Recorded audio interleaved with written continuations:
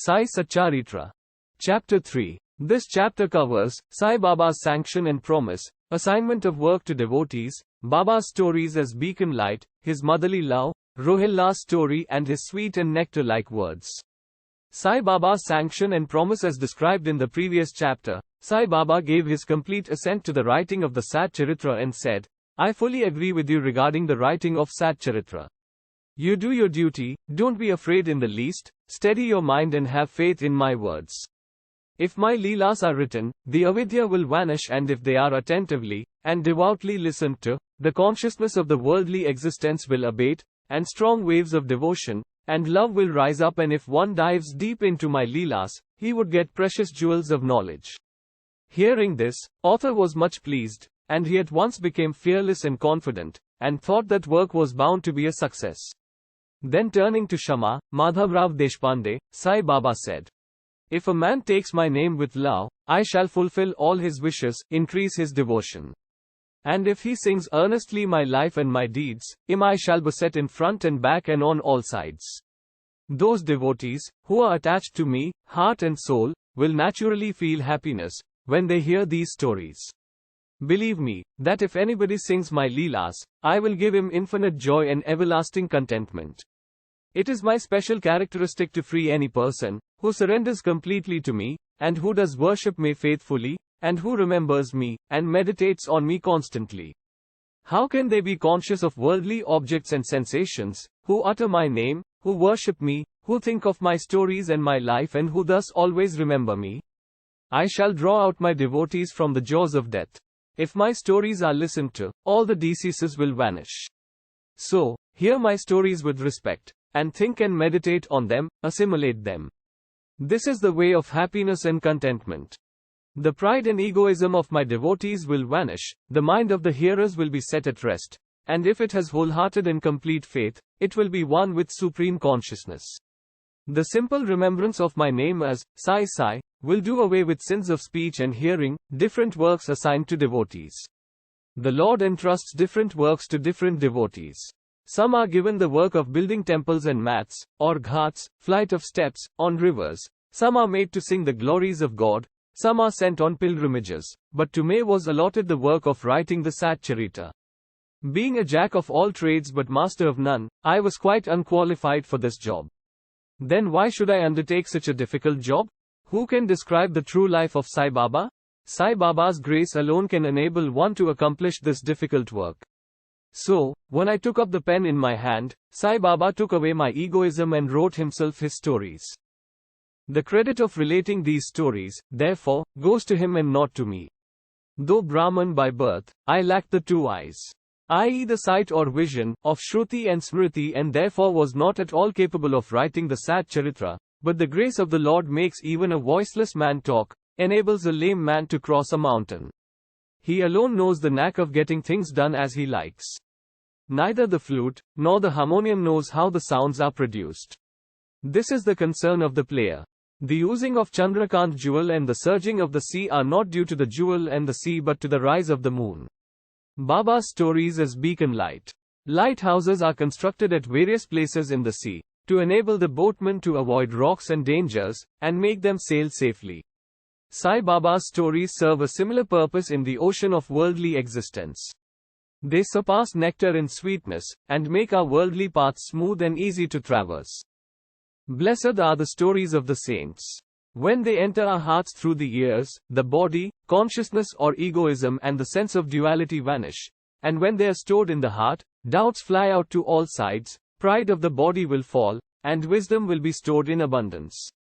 The description of Baba's pure fame, and the hearing of the same, with love, will destroy the sins of the devotee, and, therefore, this is the simple sadhana for attaining salvation.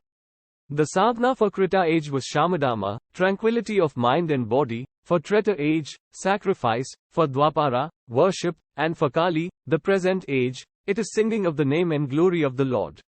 This last sadhana is open to all the people of the four varnas, Brahmins, etc. The other sadhanas like yoga, yajna, sacrifice, dhyan, meditation, and dharana, concentration, are very difficult to practice, but singing and hearing the stories and the glory of the Lord, Sai Baba, is very easy. We have only to turn our attention towards them.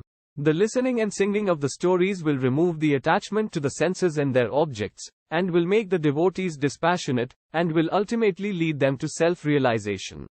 With this end in view, Sai Baba made me or helped me to write his stories, Satcharitamrita.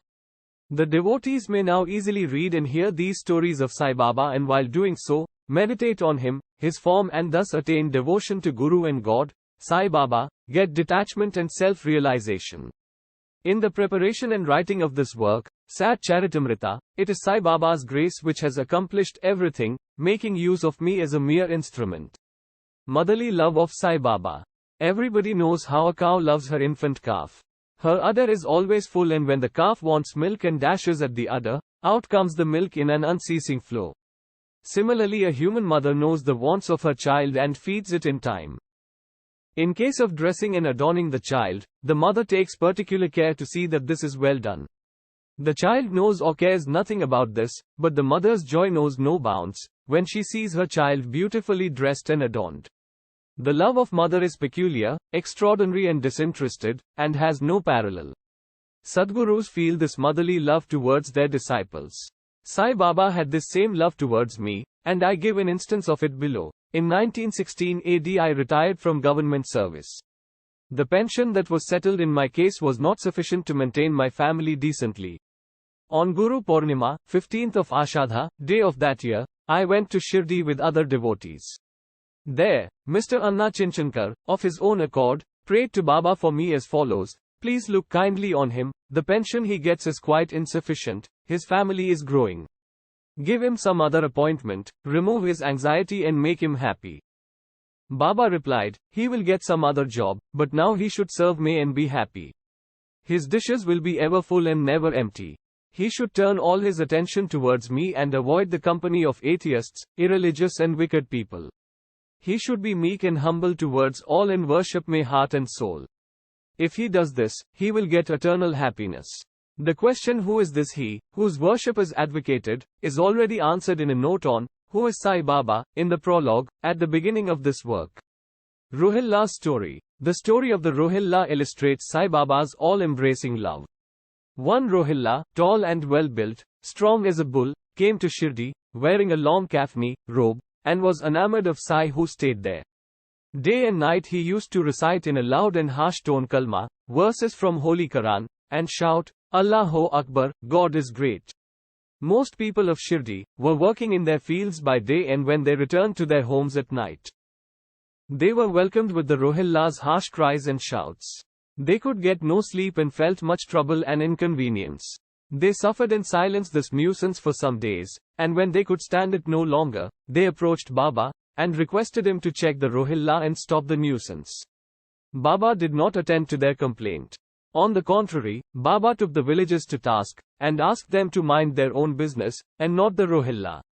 He said to them that the Rohilla had got a very bad wife, a Xantippe, who tried to come in and trouble the Rohilla and himself, but hearing the Rohilla's prayers, she dare not enter, and they were at peace and happy.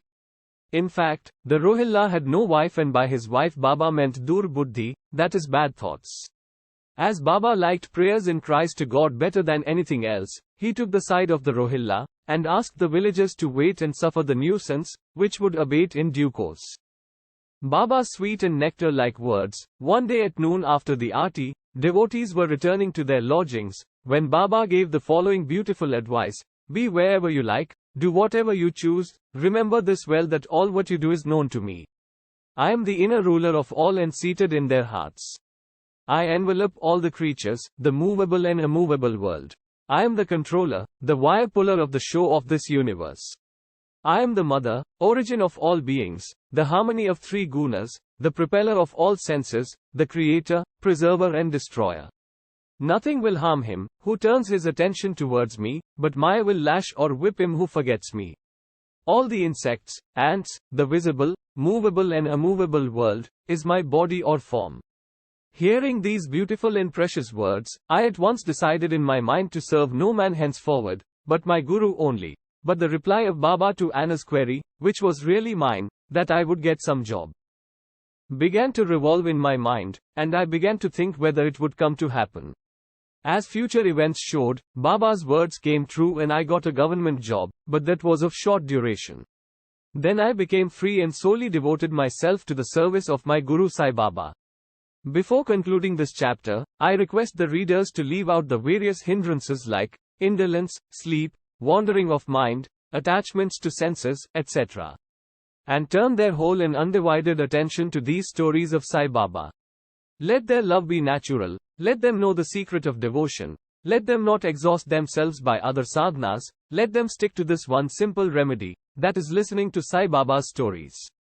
This will destroy their ignorance and will secure for them salvation. A miser may stay at various places, but he always thinks of his buried treasure. So let Sai Baba be enthroned in the hearts of all.